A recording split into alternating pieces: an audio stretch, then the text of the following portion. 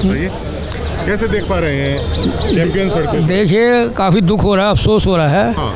जो फील्ड में होने चाहिए, हाँ। जहाँ उनको अपना वर्क करना चाहिए, और आज वो जंतर मंतर की सड़क पे बैठे हैं। बजरंग को टीवी पे देखा होगा, विनेश फोगाट को देखा होगा ना, तिरंगा लहरा था, मैं भी खुश था, आप भी खुश थे, पूरा देश खुश था। आज शायद खुश नहीं है। देखिए मैं भी अपनी युवावस्था में था। हाँ।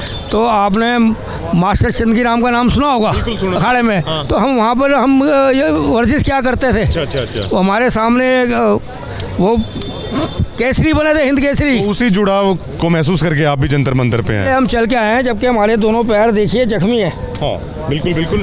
आप ये दिखाइए एक बार दिखाइए। ये देखिए कितने जख्मी पैर हैं, लेकिन फिर भी पहलवानों के समर्थन के लिए जंतर मंतर पर। जो जवानी का जो समय जो याद आता था। हाँ। और आज से इतने साल 70 के आसपास हम होने जा रहे हैं। हाँ। उसके बावजूद भी हमें आज दुख होता है। ये पहली बार आज़ादी के बाद ये ऐसा देखना पड़ा। मेरे को लगता है आज तक पहले ऐसा कभी नहीं देखा था।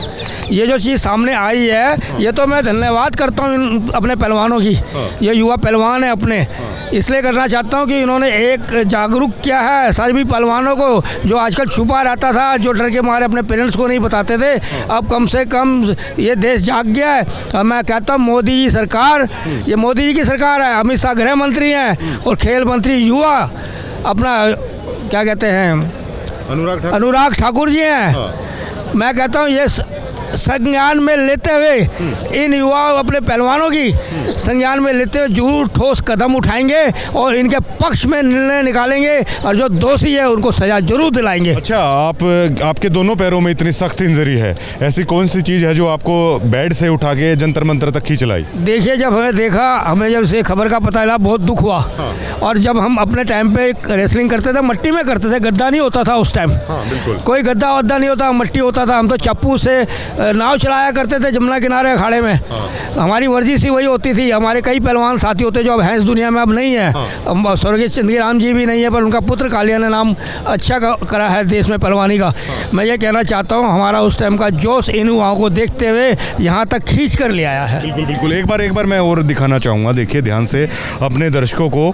मास्टर चंदगीराम के पास कुश्ती करते थे और 70 साल की उम्र में मालकोटी है जो आपने नहीं लिया है, मालकोटी, और बेड से उठा के सिर्फ एक चीज़ उनको ये खींच लाई है, वो कुश्ती का जोश जुनून, जो जज्बा, जो ये असली लड़ाई है यहाँ पे लड़ते हुए नज़र आ रही है। ये चीज़ इस देश को समझनी होगी, ये चीज़ मुझको, आपको, इस पूरे देश को समझनी होगी। ये मुद्दा केवल इन्हीं पहलवानों का नहीं है, ये मुद्दा कुश्ती का है, और कुश्ती पूरे देश की है। कुश्ती आपकी धरोहर है, और शायद 140 करोड़ के देश में एक अदद मेडल के लिए आप लोग तरसते रहते हैं।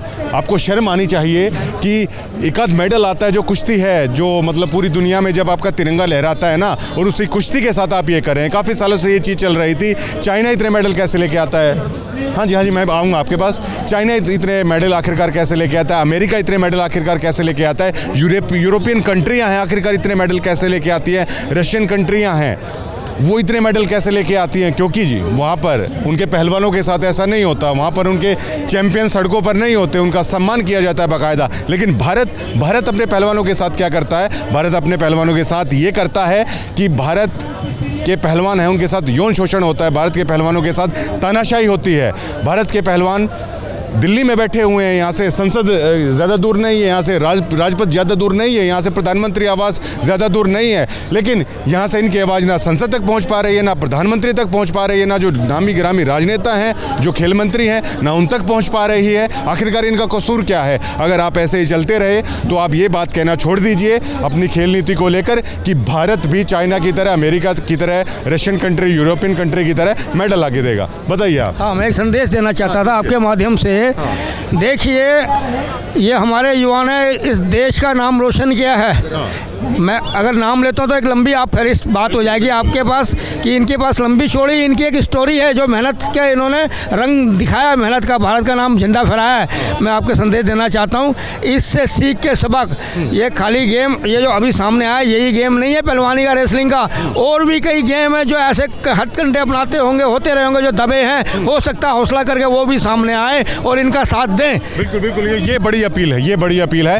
केवल रेसलिंग फेडरेशन ऑफ इंडिया की बात अब नहीं होगी, बात होगी तमाम खेलों की, बात होगी तमाम फेडरेशन की, जहां पर खिलाड़ियों के साथ अन्याय हो रहा है, जहां पर खिलाड़ियों के भविष्य के साथ खिलवाड़ हो रहा है, जहां पर उन चैंपियंस के साथ खिलवाड़ हो रहा है। अब केवल रेसलिंग फेडरेशन ऑफ इंडिया की बात नहीं होगी, ये अपील भी लोगों से की जा रही है कि अन्य फेडरेशनों में भी अगर खिलाड़ियों के साथ कुछ गलत हुआ है तो उनको भी सामने आना चाहिए, देश को बताना चाहिए आखिर भारतीय खेल जगत में क्या चला हुआ है। शुक्रिया।